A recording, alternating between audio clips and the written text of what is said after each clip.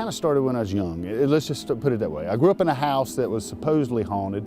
Mom was always talking about the little girl that lived there and everything, so I kind of had a fascination with it for years. You really got to have a drive. You can't be scared, and you know, it's almost like a relationship with him too. That it's kind of hard to describe there. That almost you learn to use your sixth senses and all.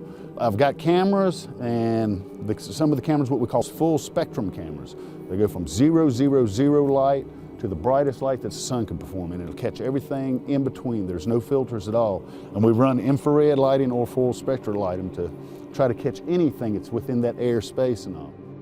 The building was built for a hospital in 1932. Okay. So it had 24 rooms. There were 3 doctors and a dentist that practiced here. And then it closed in 1939 and was a supper club and a detox center and a nursing home. According to some paranormal investigators, there's like 70 different identities that stay here. Wow. And we use the names that we've seen in the floor, like Polly, Helen, Letha, and Cindy. We think they were nurses when it was the hospital. And we'll take the small little mag lights and cut them off and ask them if they're in here to cut them back on. Helen, if you're here, your lights on the little table back here. Thank you, Shorty. Thank you. Jimmy, if that's you playing with the meter in the little chair, will you make all the little colors come on for us?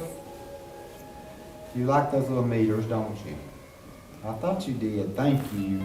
You ever go somewhere, let's say you get out of your car at a gas station, and it's just not a nice neighborhood, and all of a sudden you get that feeling, I shouldn't be here, I got to go. You know what I'm talking about? That's your sixth sense talking to you. If you kind of use your sixth sense sometimes you'll sense things that others don't.